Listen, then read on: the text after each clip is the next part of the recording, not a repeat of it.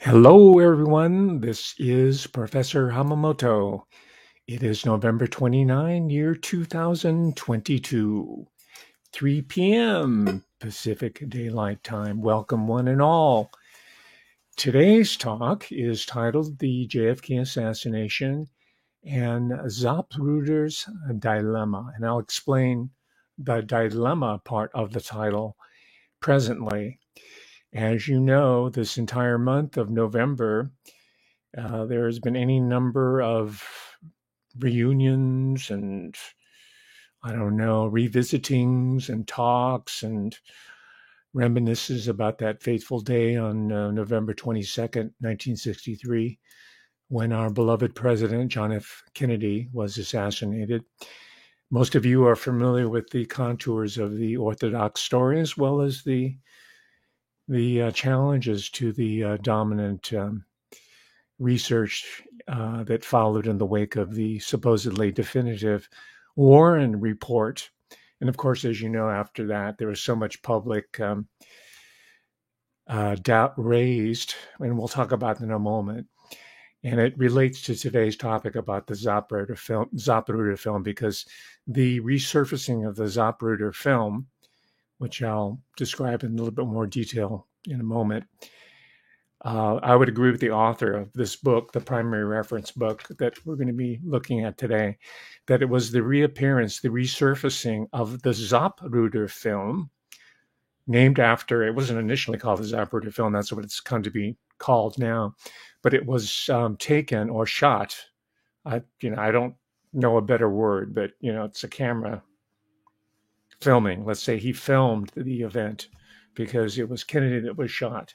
Even though, as you see in the pic here, I purposely selected that image of Abraham Zapruder's camera. That was his camera. It's in the Smithsonian Institution archives. I deliberately picked the image where the lens was pointing towards us as if it were a gun. Because the poetic implication here, as well as the historical resonance, has me believe that the Zapruder film was kind of like a second assassination, and it's the assassination of truth. And moreover, and this is what I think this author brings to his name, Jacob Hornberger, I think this is the insight that's most important. It was a truth not just for a hidden truth for Americans, but it was a dark, hidden truth for Abraham Zapruder himself and his family, his immediate family. And that dark secret crossed the generational barrier to his granddaughter, whose name is Alexandra, I think it is. Alexandra Zapruder, who wrote a book not that long ago. I read it. I can't remember the title, and I don't have it with me. But not too long ago, she came out with a book talking about the impact of the Zapruder film that her grandfather shot, right, and sold to Life magazine. We'll talk about Life magazine. And I'm going to try to not go over a lot of commonplace knowledge, right? I'd like to go into areas where we're going to move ahead on the analysis here. And this book does take us further into the inquiry about JFK.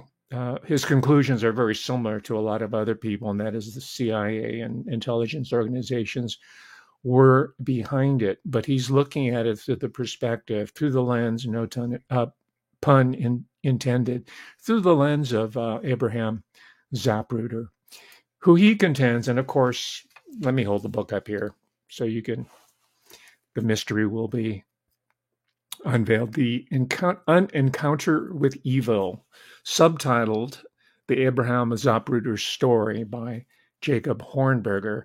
And I'll confess, this is an author that's new to me, even though he's written at least two other, counting this one perhaps, books specifically on the JFK assassination. Moreover, Jacob Hornberger, as I discovered, is very active in libertarian, capital L, libertarian political circles, and I don't mean that as a condemnation, I'm just filling it in here, perhaps as a explanation of why he's so interested in John F. Kennedy, especially John F. Kennedy's social policies and his understanding of liberal society with a small L go contrary to Jacob Hornberger's politics. I mean, he was, I think he ran for as a Libertarian Party candidate for the presidency a few years ago, and one of his platform, maybe not in the presidential race, but he also has a foundation, by the way. But one of his foundations, and it's libertarian, but one of the planks in his platform is the abolishing of Medicare. Right now, whatever you feel about that, this is not JFK's Great Society, definitely.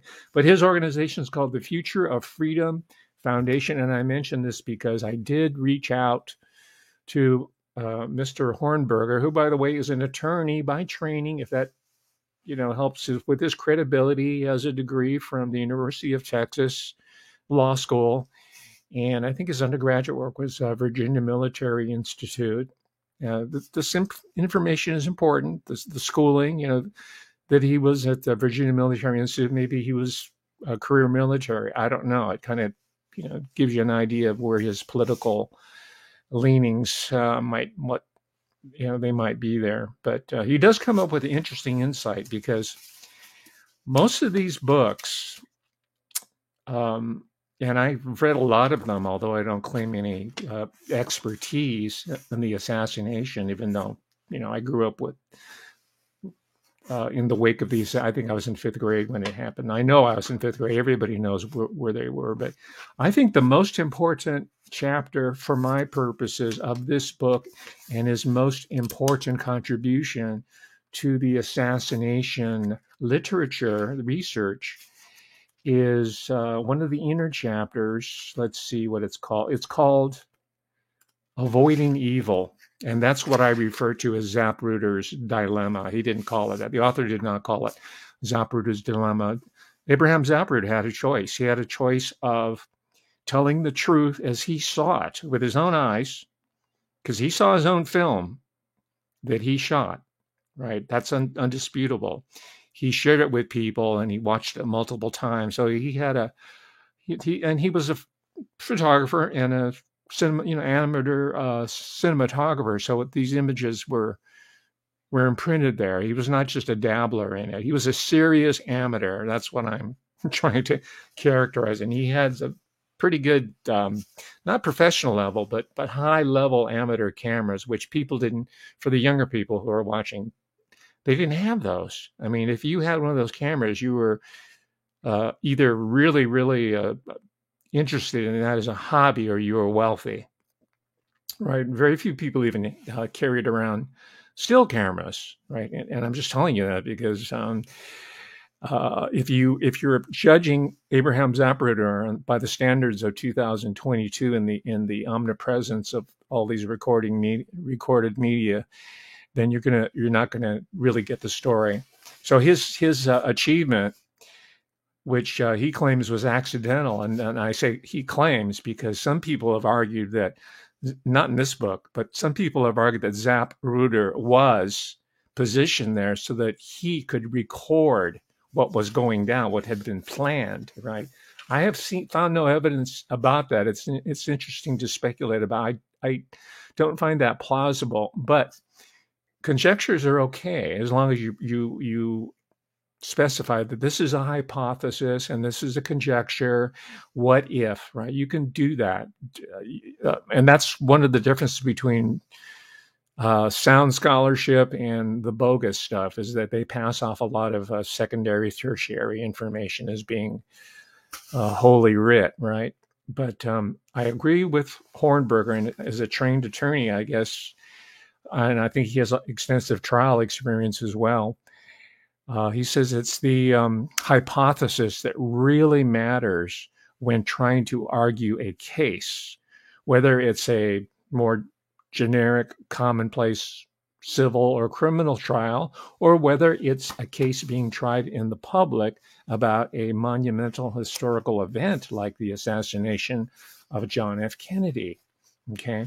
But what's interesting, and I'm not saying that I agree with all his, because he does speculate about a lot, right? As a trial lawyer, I don't know, I'm not a trial lawyer, but I noticed that the storyline, if it's and especially if you're trying an argument in front of a jury, it's the storyline that matters. The narrative, as it's now called, the truth is, and the factuality is really secondary. I'm not saying that's good. I'm just saying that's how you win a trial. That's how you win. The object is to win, not to score intellectual points or reward yourself by coming with a unique insight into jurisprudence. You want to win the case, right? So he does construct a profile of Abraham Zapruder, but he takes liberty. I'm just warning you here. He takes liberties with what was going on in Abraham Zapruder's mind. Right? He's speculating. He's conjecturing. But some of the material here, even with the conjecture, does shed light on why that film, the Zapruder film, I'm just calling it Zapruder film for convenience, or the film, was suppressed by Life magazine. And we'll talk a little bit more about, I know most of you know who's involved with Life mag, who's behind it. Henry Booth Luce and C.D. Jackson was the editor. I might as well just tell you very quickly if you don't know. And he has, old boy intelligence network, white shoe boys types of contacts. We know today that, and it was called Project Mockingbird. Hornberger here talks a lot about Project Mockingbird, which we knew nothing about when we were as kids learning about the Kennedy assassination. And that's why the ongoing research is so important, because what these new revelations cast a new light, a new perspective on what existing literature there's. That's why it has to be cited. And that's why you can't just replicate it and repeat it and call it scholarship. You can't call it a book. You have to integrate and specify where these insights come into play. And he does a good job at this, Jacob Hornberger, because even though he puts enough technical information or forensics or criminalistics in there to satisfy people who want to read that, they want to know, okay, cc's, cubic centimeters, how many bullets are, the story, right? It's kind of like scientists and engineers for 9/11. They're interested in criminalistics and forensics for the most part. They don't care about the politics of it. They don't care about which offices were destroyed in the takedown of 9/11. And whether they're being honest or disingenuous, I don't know. But it's not really the point that needs to be argued. What's really important, I think, for whether you're an attorney or a researcher, is the why question. Why? Motivation, right? In journalism, they teach you who, where, what, why, and when. But for people who are writers, who are less journalists but more investigators, I guess, or I guess, novelists for sure, but let's say crime fiction people, true crime, the motivation part is the most interesting, and the talents vary in that department. I would say Jacob Hornberger scores very high in trying to get into the head of Zapruder, and in doing so, he's illuminated for me a lot about what used to be considered to be either irrelevant or secondary aspects of the JFK assassination, but they're not secondary. They're pivotal. Okay. And the psychology in the individual at almost a novelistic level that he gets into go figure into constructing reality that has huge consequences, right? Since these agencies that were behind the assassination, and Hornberger makes it definitively known who he thinks are responsible, had we had all this information that was available to the public or to investigators, courtesy of Abraham Zapruder, whether he was planted there or not, or he just happened to bring his camera. So one of the stories is his secretary said, "Oh, Mr. Zapruder, you forgot your camera. You're going to go see President Kennedy." He was a fan of Kennedy. Take your camera, and so he went back and got it, and just happened to be right on that little structure, a little wall. Someone kind of holding him up and steadying him so he doesn't fall over, right? To take the picture. If we had known what was really in that camera, and I won't go into the technical aspects of his camera equipment, but it's 8mm side by side. It had to be split. I won't go, talk about the camera forensics here, but the images were clear enough where you could tell what went down in that 26-second sequence that we saw. Well, we didn't see all 26 seconds. As it turns out, as you know, certain select frames were deleted, but you already know that. Now, the dilemma of Zapruder is that he, as I already alluded to, he had seen his own film multiple times, and almost immediately, according to Hornberger, Abraham Zapruder was trying to sell the film. And as you know, the people who won the bidding war, and it was a short bidding war because they came in at such a high price, was Life magazine.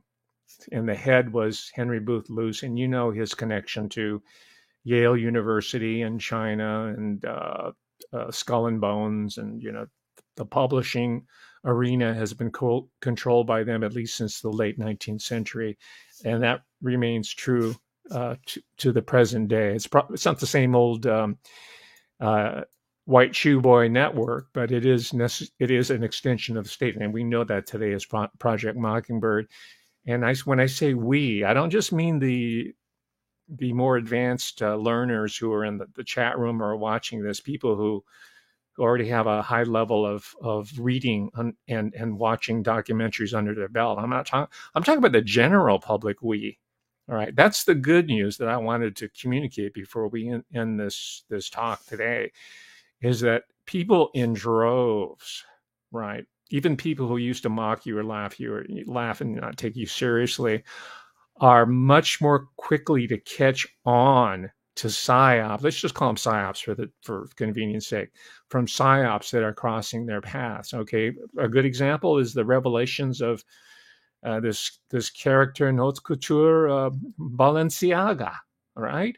You know the story. I don't have to repeat it with the kids. And we heard about Pizzagate a few years ago. And a lot of other people have learned about this whole network, this whole underground, right? And even if those people who were involved in Pizzagate were not brought to justice or they skated, whatever might happen, we cannot unlearn what we saw over the past few years. On my channel specifically, one of my Patreon people, my supporters, who helped me acquire material like this so that I can present a synthesis of this ongoing research.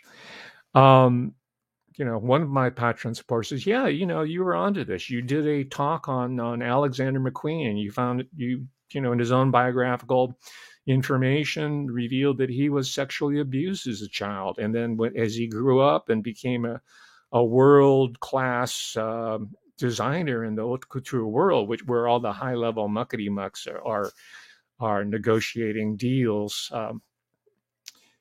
without us, right? And they're the ones who are creating IRENA, these post-governance, post-sovereign entities under the UN or NATO, supposedly on our behalf, on saving the planet, right? The Green Revolution. He was abused, but his wares were being sold to these types of people. He's like the Balenciaga of his time, which was not that long ago. And there's about Karl Lagerfeld and some of the other people, right? So I did that. And I'm just saying this because we're going to have a lot more fun from now into the end of the year, and also into 2023, because over the past 2 years, I myself have been better able to synthesize all this material and showing how it fits together coherently instead of being one-offs. And that, to finish my thought about the general American and world public, perhaps, but the American public for sure, is that they themselves, the public, from what I'm observing, are beginning to understand that these problems that keep surfacing are not one-offs. They are not sui generis. They are not one of a kind. They're part of an underlying system. So they're beginning, and we're not taught to think systemically. We're taught to just be whipsawed between this event and that event, this personality and this, without understanding. And again, this goes back to this notion of coming into a trial with a hypothesis to kind of bring together all these seemingly discrepant facts into a cohesive narrative. Now, the narrative could be slightly wrong. It could be totally off base. That's what science is about, by the way. It's about competing ideas. That's why this recent controversy that was taking place in my comment section here, based on my previous talk, that's healthy. I welcome it. I will even gladly accept any sort of nasty comments about my weird mustache, That doesn't bother me. I come from that world where we battle it out, and that's good. I mean, haven't we been under suspension of disbelief through all this censorship lately? So I say, let it fly. It's good. And besides, I think we're all going to be friends, and we're going to laugh about it.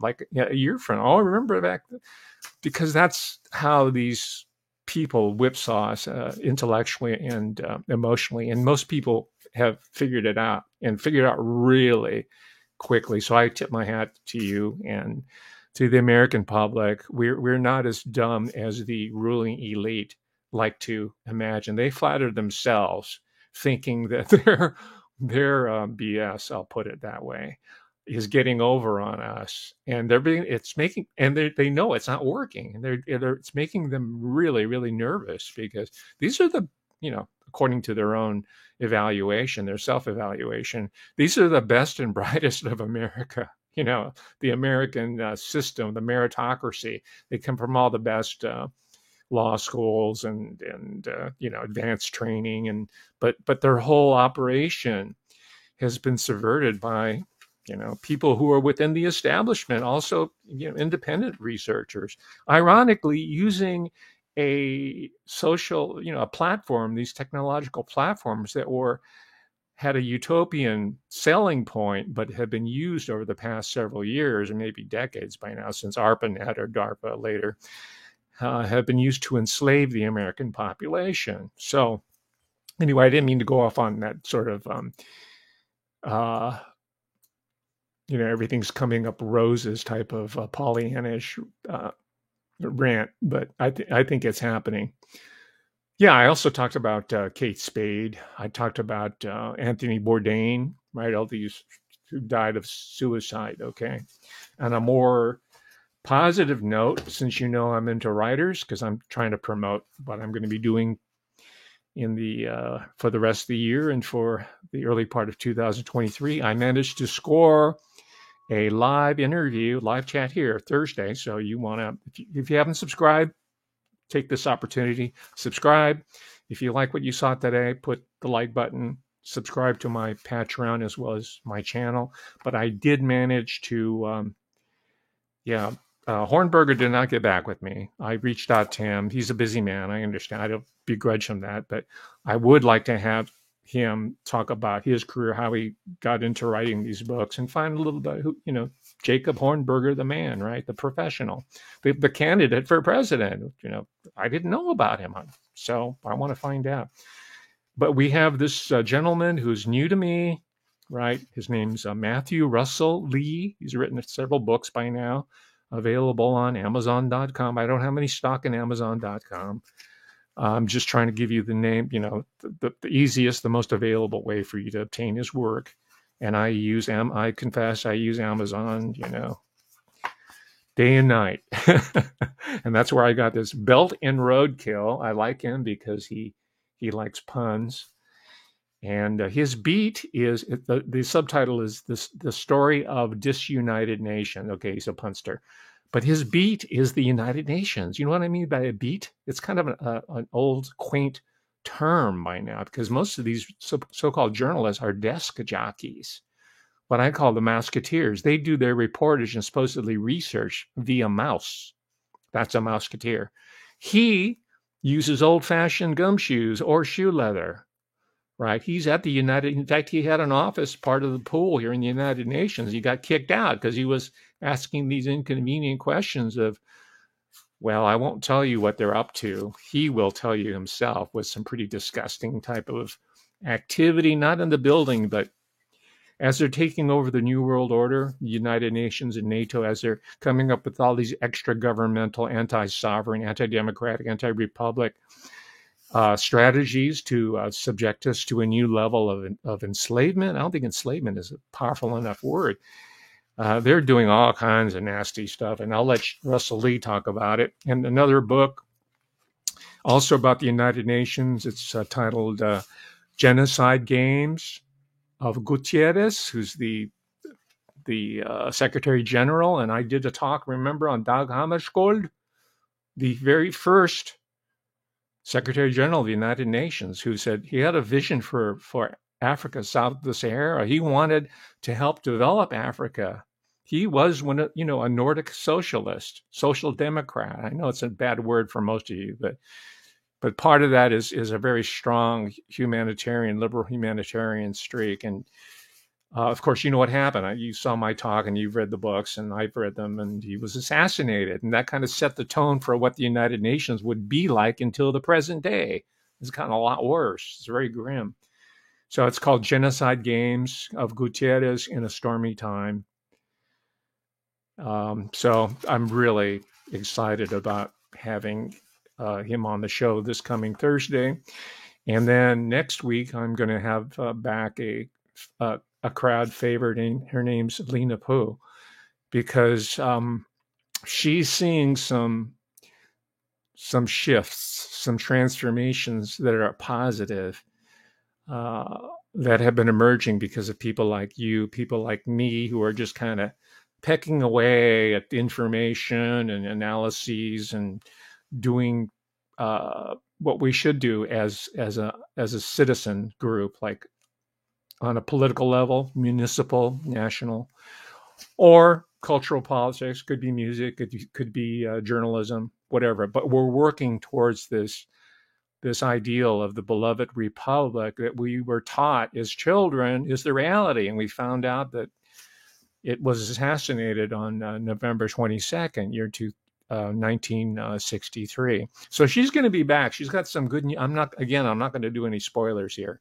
I'll let you or her tell you what she's been up to. And it's just really astounding. It's really going to give you a boost so far as positive. It'll show you that, hey, it can happen for us, right? And that the so-called power elite, that's comes from C. Wright Mills, right? The power elite is not monolithic. In fact, it's composed of people like you and me, most of whom probably went into what they were doing in the military, corporations, law, academia, probably with altruistic and idealistic visions. And then they find out that the very top level people, the controllers, you know the story. It forces them, doesn't really force them, no one's forced to do anything, but they compromise themselves. And that brings us back to Abraham Zapruder. Okay, he was born in Russia. His family were Russian Jews of many generations. He left when he was 4 years old, and they moved to, the Jewish ghetto. I think it was Brooklyn. I'm not really sure. But then, as an adult, he moved down to the Dallas area and started his own business. He's an immigrant, and he did pretty well as an immigrant. That's what America's about, and that's what we want to keep. We want to make America the land of hope and opportunity instead of the land of oligarchs who take everything. As soon as we plant it, they pull it right out by the roots. Well, Abraham Zapruder and his family were from that old school. That's why he was able to afford that really expensive camera that most people didn't have. And he liked it, and he loved it. He loved the Kennedy liberalism, right? But because of his humble, and his people were, they were from the shtetl, one generation removed. They're poor. They were immigrants. He grew up poor. He came from dirt. All right. He's a self-made man. That happens even to a certain extent in 2022. It's going to start happening more and more from what I'm seeing from young people, by the way. They are the hope. they're not sitting back anymore, just saying, "Oh, boomer." They're doing their creative activity that even if it's as YouTubers, right? Maybe they start there, but they are actively taking their own destiny in their own hands. And that's just in America, but I watch other YouTubes that are coming from all over the world, especially Japan and parts of Asia. Those young people there are breaking the mold from their strictly, rigidly hierarchical society and becoming YouTubes. And many of them have studied in America. They speak English and they have a really broad cosmopolitan global view. So I'm seeing a transformation taking place on a global level. But before I digress even further, let me get back to Abraham Zapruder. The dilemma for Abraham Zapruder, according to Hornberger, and we don't know because he took his dark secret and his regret to the grave, even though before he died only about, I think, 5, 6, maybe 7 years after the Kennedy assassination in 1963. And Hornberger, and again, a speculation, he speculates that because of the stress and the unwanted attention, and most of all, the guilt of the secret he held, that might have hastened his death, right? Boy, this would make an incredible movie. It's kind of like, not on such a grand, tragic, horrific scale as something like Sophie's Choice, but Sophie's Choice was like a dilemma. The choice meant dilemma. But Hornberger, for his own family, and not only for himself, not just for his wife, but for his son, Howard. I think it's Howard, Zapruder, for his future, maybe for his grandchildren's future, like the granddaughter that wrote the book in tribute to her grandfather, who said it ruined his life, and there was a can I use the word taboo, or is that racist? There was a taboo against talking about the Kennedy assassination and the Zapruder film in their household. It was never brought up, according to her. And Hornberger, really, he likes her as a person. She's a sweet lady. We'll see a clip of her in action. She's made the circuit after her books, which is great. I don't know if she was, being promoted heavily, but she doesn't seem to have a mean, avaricious, or hidden agenda going on here. She's a nice person, but that doesn't mean that her arguments, ipso facto or by itself, are true, are valid. You can have nice people who don't really have all the facts at hand, or because they're related to somebody, are romanticizing their relationship. Abraham Zapruder was not torn about having sold the original film that he took. He was at his office and this is in Hornberger, his office the very next day at 9 a.m. negotiating with people such as representatives from Life magazine, right? And as it turns out, now we know today, because of researchers who were stigmatized and outside of academia for the most part, right? Because, the university back then, and maybe even to a large degree now, try to avoid any controversy, especially if it had to do with supposed conspiracy theory. And as we know now, that's partially because the universities themselves are part of this network, CD Jackson and Life magazine, and if you watch my talks, I make that point over and over again, right? But Howard became, I think it was, I can't remember the federal agency, but he became a prominent attorney. We're talking about Abraham Zapruder's son, right? He was trained at Harvard. He's a Harvard law, and he had a bright future in front of him. So if his dad, Abraham Zapruder, stepped out of line even one bit, right, his own son's career would be ruined. I mean, he could probably find put up a shingle somewhere, but being of his background with Harvard, and his contacts, I'm sure he had a very successful career. And later on, Howard Zapruder comes back into the narrative because, as I told you, Abraham Zapruder died fairly young. He did not get to benefit from, in today's dollars now, okay, I don't know what, so I think it was like 160,000 back in 63 or something. But in today's dollars, the total amount that Life magazine was to pay Zapruder was $1.3 million in today's dollars, right? So it wasn't just all about the money. In fact, the first $25,000 that C.D. Jackson or his people, his negotiators, there's a guy named Stoller that represented Life magazine. I'm talking. C.D. Jackson was the executive editor, right? The first $25,000 went to the family, the survivors of Officer J.D. Tippit, and that's in $63. I don't know what it is today, and the public in their mind thought, okay, that's, Abraham Zapruder's a noble and nice and generous and a sympathetic character because he gave the money to the family of the Tippits. But in truth, there was much more that was being dispensed to him on a quarterly basis or yearly basis. It wasn't given to him in one lump sum. That's what I'm trying to say here.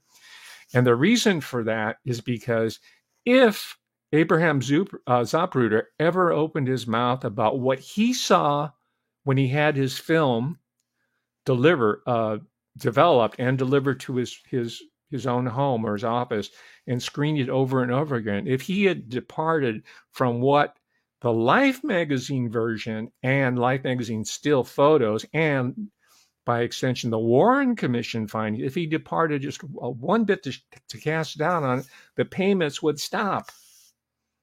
Okay?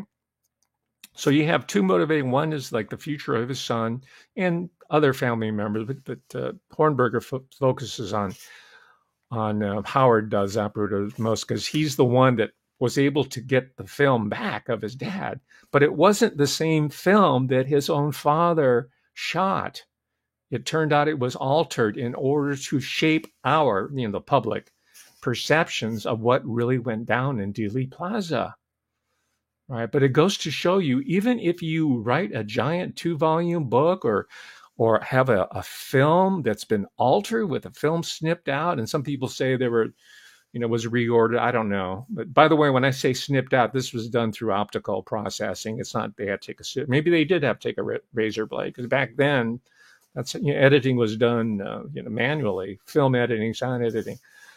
But I'm talking about subsequent copies there. But it's clear from eyewitnesses, people who had seen, because he made, I think, a total of 3 I'm talking about Abraham Zapruder, but total of 3 copies that he handed out to like a friend or two and like the police department. I can't remember exactly, some official people.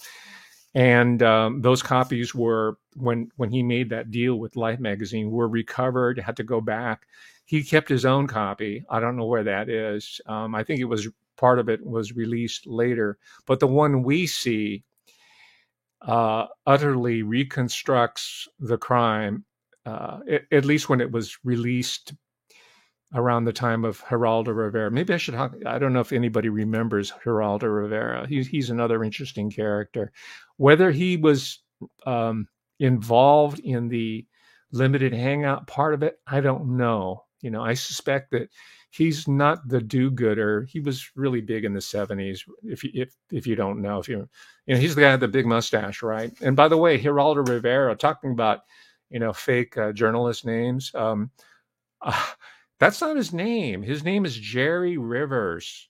Okay, a friend of mine who is I guess he's a Reformed Jew, but he said, hey, Geraldo Rivera is not Puerto Rican. He's Jewish. I go, what?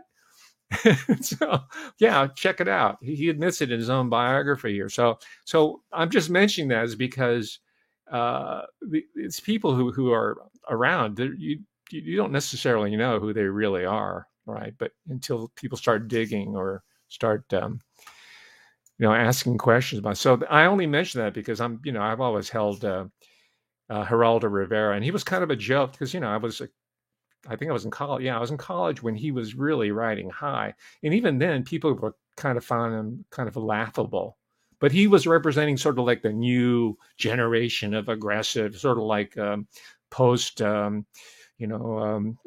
sort of like a Woodward, Bernstein, the energetic. That's when everybody my age wanted to enter journalism school because they were going to reform the world and change, exorcise evil from the White House, all of that, right? So that's why ABC brought Geraldo Rivera up there. But anyway, Geraldo Rivera had a show called Good Night America once a week, 1975. And Geraldo Rivera, according to Hornberger, because I have no memory of this, also remembers when Geraldo Rivera wanted to open the secret room of Al Capone live on camera, and they got the jackhammers out. They opened it. There was nothing in there. It was I think after that, Jerry Rivers, his career started to tank. I don't know what he's doing now. I mean, he's had his day in the sun, but Geraldo Rivera supposedly found or was offered a bootleg, illegal, that is, copy of the Zapruder film that had been kept out of circulation by Life magazine editors, right? Because they wanted to control the public understanding of what went down, right? The lone gunman Lee Harvey Oswald theory, right? And by the way, most of you know, they take polls periodically. Most of the American public, the vast majority of them, again, another example, you think you're giving us a snow job? No, we know it's going down because we've benefited from, journalists for years and years, not just this assassination, Martin Luther King, Robert F. Kennedy, Malcolm X. I mean, it fits a pattern, and we know they're not one-offs. Okay, they are structurally, systemically related.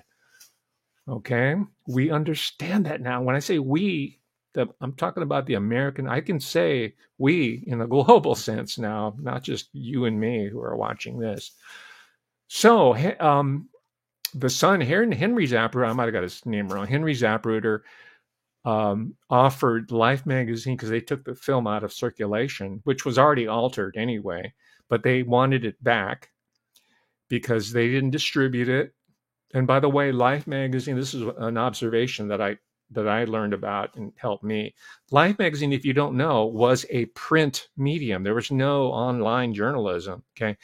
It came because, my parents subscribed to Life. That was like the highlight of my month, right? When Life magazine showed up in the mailbox, man, I'd grab that. I'd go through page by page. That was, I wanted to be a writer, and they had pictures, and they had the pictures of the supposed Kennedy assassination, right?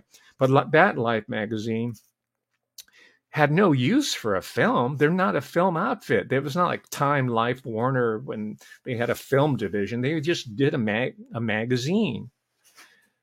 So that raises the question in Hornberger's mind, and mine too. I think his argument holds water here, is that why would they be interested? Well, they would be interested if as we know today, and as Hornberger reminds us, Life magazine was an arm of the intelligence agencies. It's Mockingbird Media. So to get that film is to control its distribution and who's going to see it. And it was kept off the market for many years until Jerry Rivers, otherwise known as Geraldo Rivera, was able to supposedly find a bootleg, right? Because I'm skeptical of that story itself.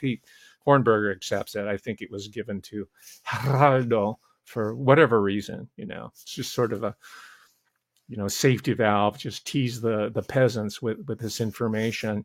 And according to and this is where I disagree with Hornberger, he says that because of Geraldo Rivera's expose, that the American public had no more belief in Life magazine, which I told you, a lot of American families, even of modest means, got that magazine in our mailbox every month. The other magazine, by the way, we got was Reader's Digest, thanks to my Aunt Harriet out in Madison, Wisconsin, and that taught me how to read.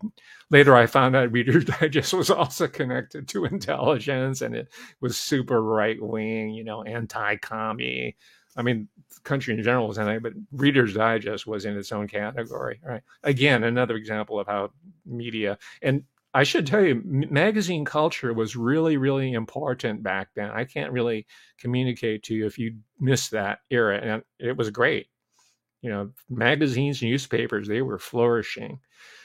Um, and they had their problems as well.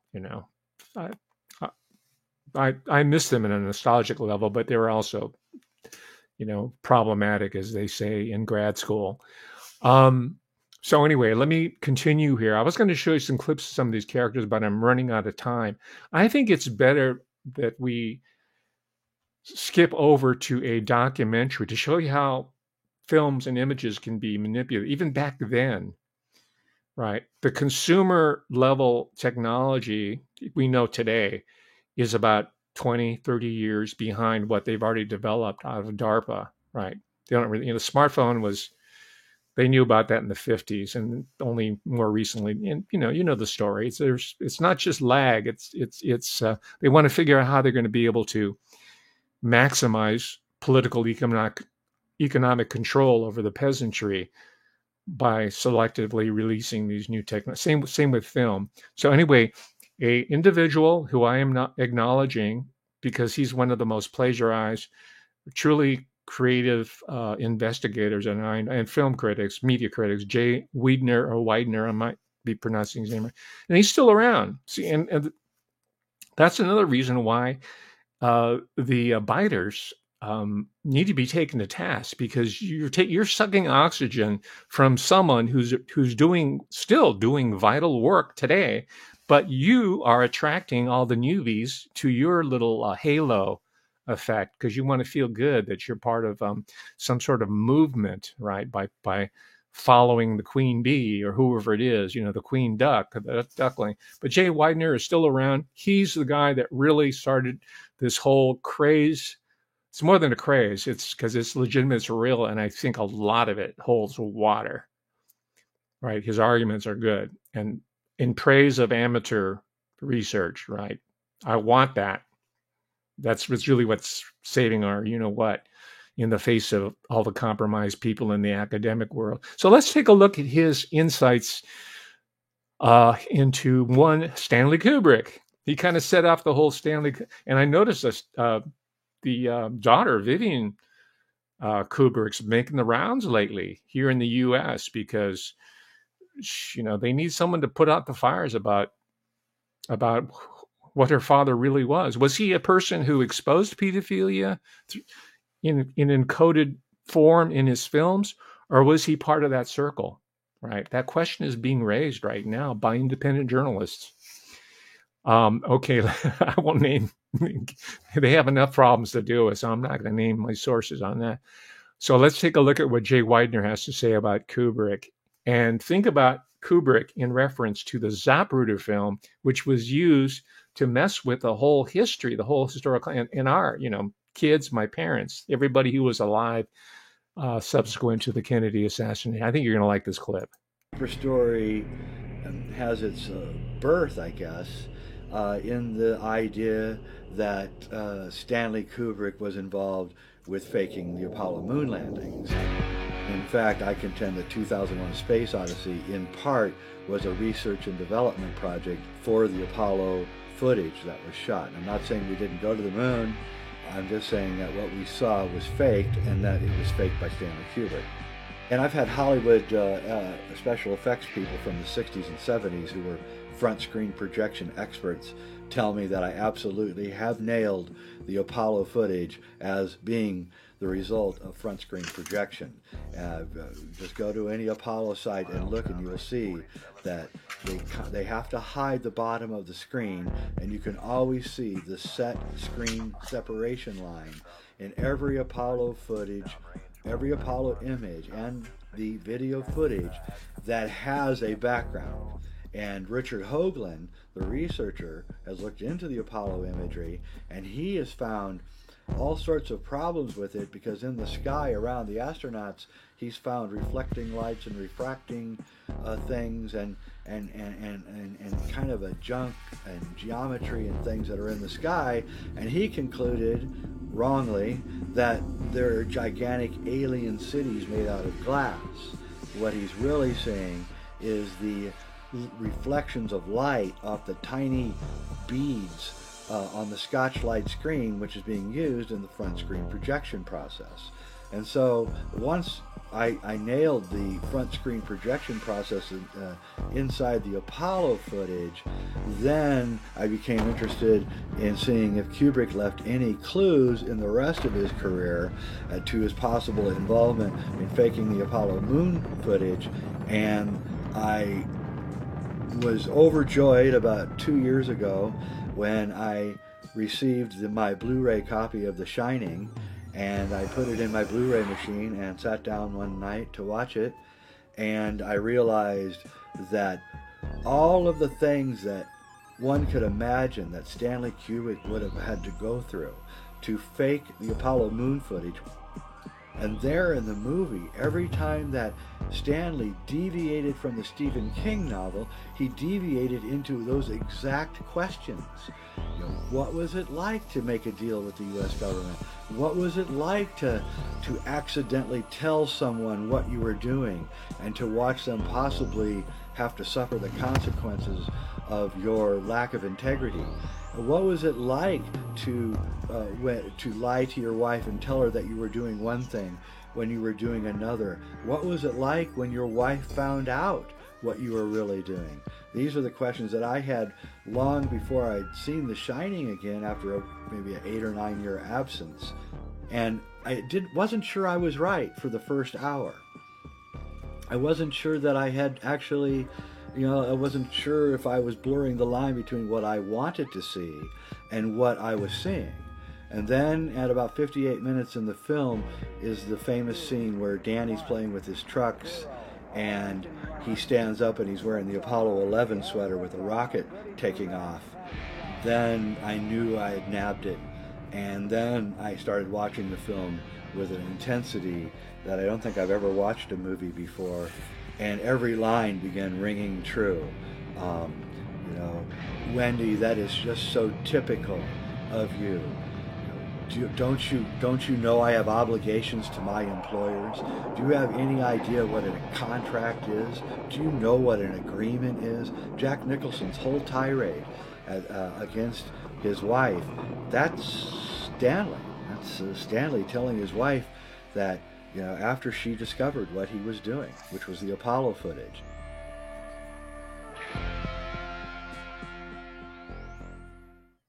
And this deeper story has its birth, I guess.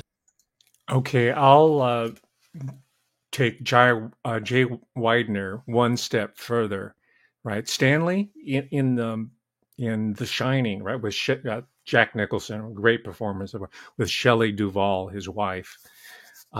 He's hiding his participation in the secret space program, which Kubrick knew about through his connection with Rand. I'm going to take it a step further. I think that's also the story of Abraham Zapruder. He had compromised himself and the truth by lying on behalf of the secret state or the CIA, in its arms, its monarch arms, like Time magazine, not just to collect the $1.3 million, but to protect his own vulnerable position as a almost near immigrant. He was born around, he was an immigrant, but he's a kid, right?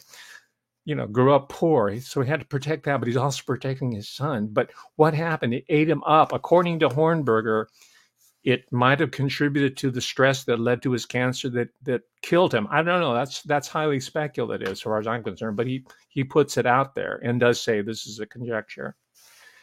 So that's the dilemma. And going one step even further, you and me, myself included, I don't excuse myself from the critique here.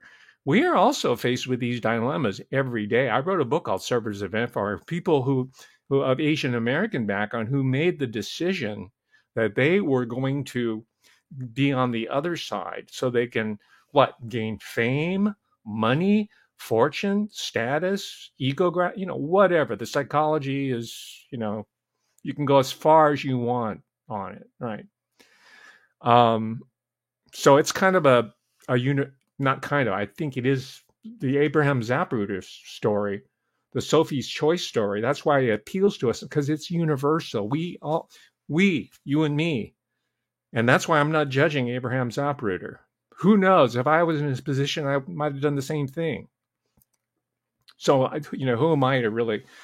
And to his credit, Hornberger does not judge either his granddaughter, Alexandra Zapruder, or Abraham Zapruder, given his background, given the trials of his life, his struggles. Abraham Zapruder, he made that choice, but in doing so, he deprived Americans of the truth that might have, if not stopped, but at least slowed down this huge intelligence NATO Pentagon United Nations behemoth that is enslaving us today in 2022. And that is the tragedy of Zapruder's dilemma. He saved himself and his family, but our republic was sacrificed in exchange. And I think that's a profoundly important insight in this book, because it's not the same. Because every time I pick up these, it's going to be, well, they couldn't have really got off enough shots from the grassy knoll or the Texas Book Suppository. That's what I call it. It's, of course, it's the Texas Book Depository. And then they have the gatekeepers, the sixth floor museum. And by the way, you can't even show the Zapruder film because they own it. I don't understand that's, there's books on the legal wrangling. There's all the infighting between the people who hate the sixth floor museum in Dallas and the people who like them.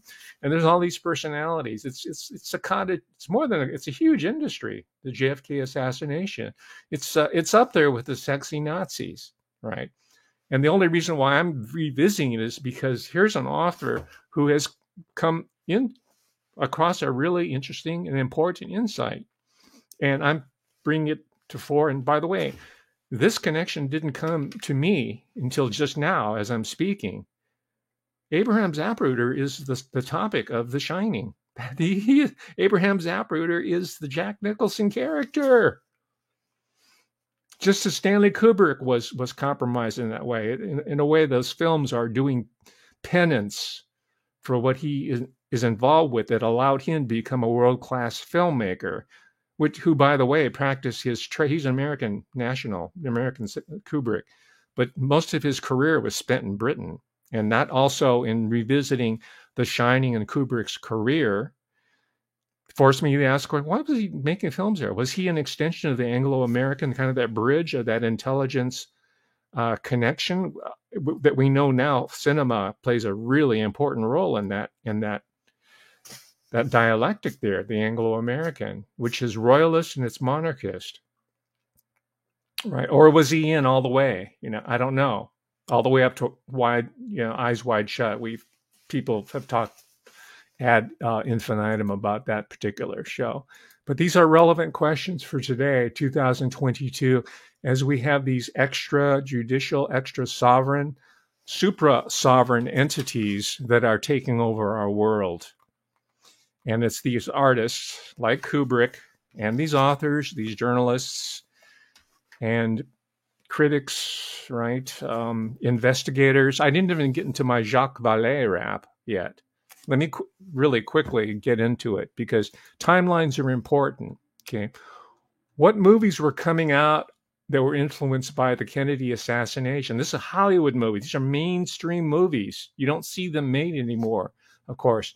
The first one, and I said, and this is where it really benefits a researcher, a writer who has lived through this era and has an existential relationship to the material when it came out. Because I can make these connections that other people can. The newbies, the Musketeers, can only recite it autistically, like blah blah blah blah blah. This happened here. And of course, they have no existential connection to it. But their fellow newbies, oh, you're wonderful. You're our new Nubian princess, right? And that's not research. That's recitation, okay? But here's the timeline that I lived through. Executive Action, 1973.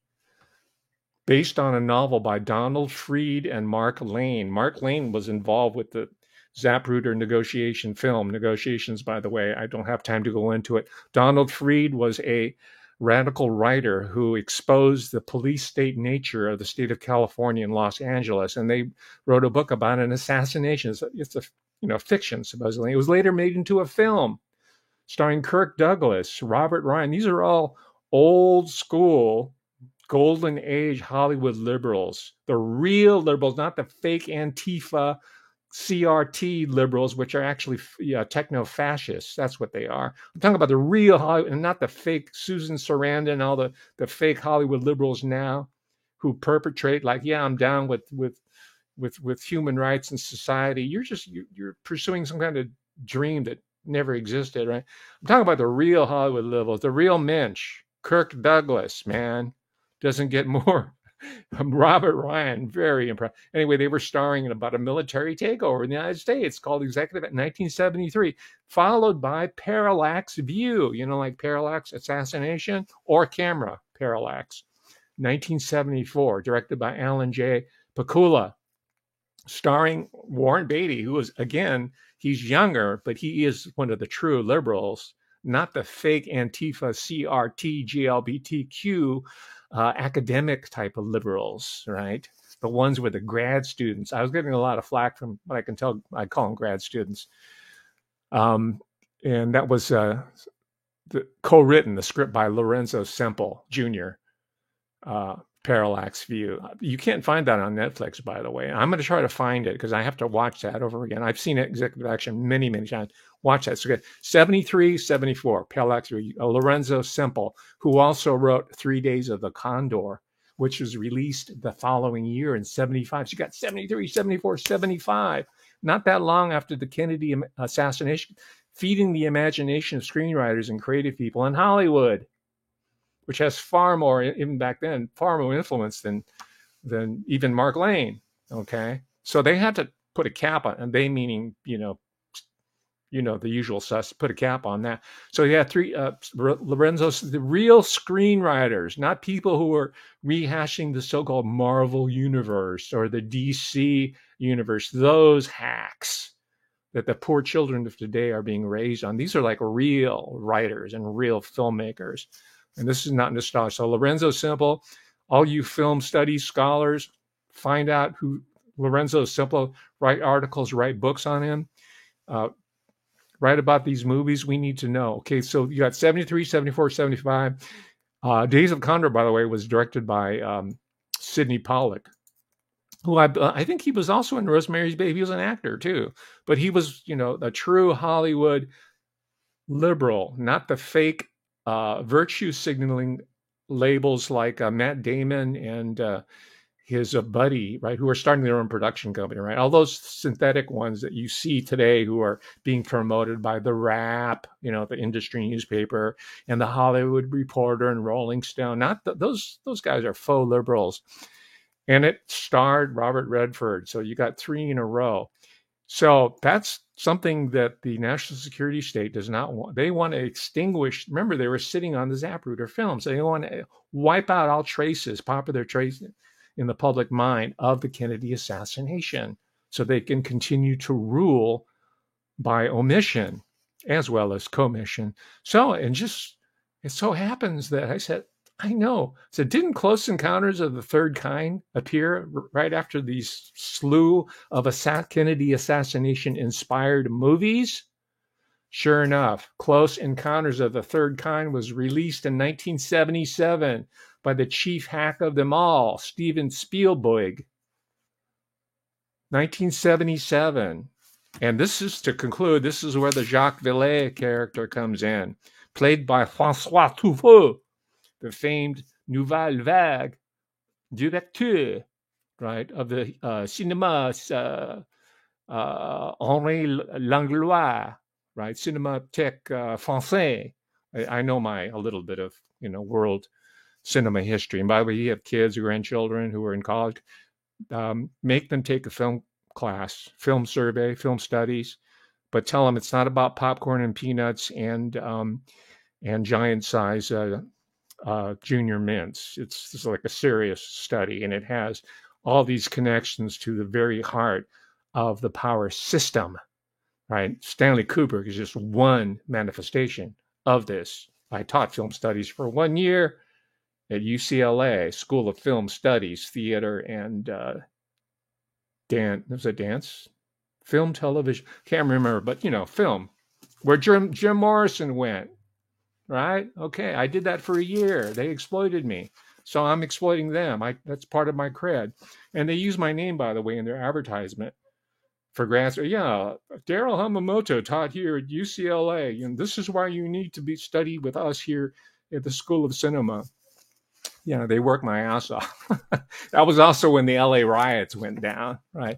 Which is why they got rid of me, because I really laid out, like Donald Freed, what was the real source of the riots. It wasn't because of no Rodney King beating, that type of stuff. The Rodney King beating goes on every day, several times a day.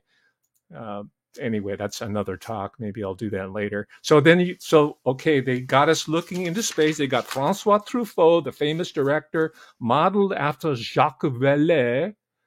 And I've been talking about the UFO PSYOP recently, and the Neo-Blavatskian influences sneaking through the back door with the sexy Nazi talk. If you want to do sexy Nazis and UFOs, you got a built-in market there.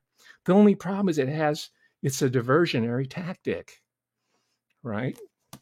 So Vallée, I wanted to like him, but I'm reading his own 4-volume notebooks, and I realize his career as a venture capitalist, he's a multimillionaire. His career as a venture capitalist is very much tied into the high stature and respect that he commands within the ufology community. I'll leave it at that for now because I run out of time, but I think there's an intelligence connection there. And I hate to do it to Jacques Vallée, but I'm not going to hold back on it, right? Because I'm reading his own works, and he deals on a routine basis with high-level globalists and financiers who are responsible for building what is today known as Silicon Valley. And he did it under the cover of an UFO researcher. You're probably hearing that conjecture, hypothesis by me for the first time. Think about it. It's going to make it easier when I finally finish the book and start putting it together. All right, so you got a lot of different threads to connect here based on today's modest talk that started slowly about something that you thought was old news, the JFK assassination. But baby, that connecting thread links us from 1963, the coup d'etat, to 2022, the bio d'etat. All right, ladies and gentlemen, thank you very much. Please join me on Thursday. We got Matthew Lee. I better get his name right. We got Matthew Lee in the house on Thursday. So we'll see you then. Thank you very much for your indulgence. Bye. Thank you.